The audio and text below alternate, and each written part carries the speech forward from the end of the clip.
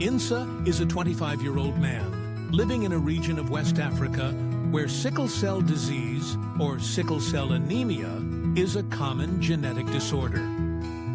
As a homozygous sickle cell patient, he has spent most of his life managing the challenges imposed by his condition: painful vaso-occlusive crises, increased susceptibility to infections, chronic organ complications, and the psychological impact of living with a chronic illness. The healthcare system in his region has recently adopted the One Health approach, a holistic strategy acknowledging the interconnectedness of human, animal, and environmental health.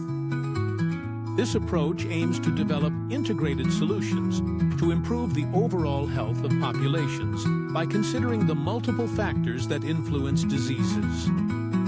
One day, after yet another painful crisis that landed him in the hospital, Insa embarks on a deep reflection.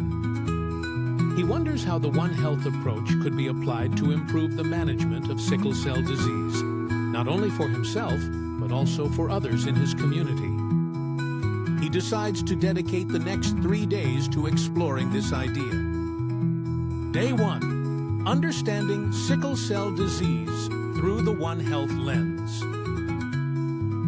Insa begins by deepening his understanding of sickle cell disease.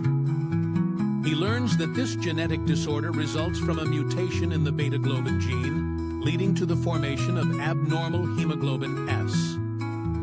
This hemoglobin deforms red blood cells into a sickle shape, causing rigidity and aggregation in small blood vessels. He realizes that sickle cell disease cannot be addressed solely from a medical perspective. Environmental factors such as climate, extreme temperatures that can trigger crises, nutrition, vitamin and mineral deficiencies weakening the immune system, and infections, malaria, bacterial infections, significantly influence the frequency and severity of crises. Day 2. Integrating animal and environmental dimensions. On the second day, Insa explores how animals and the environment interact with sickle cell disease. He discovers that certain zoonotic infections can worsen the condition of sickle cell patients. For example, malaria, transmitted by mosquitoes, is particularly dangerous for them. He also considers the impact of the environment, such as air pollution, which can trigger crises by reducing tissue oxygenation.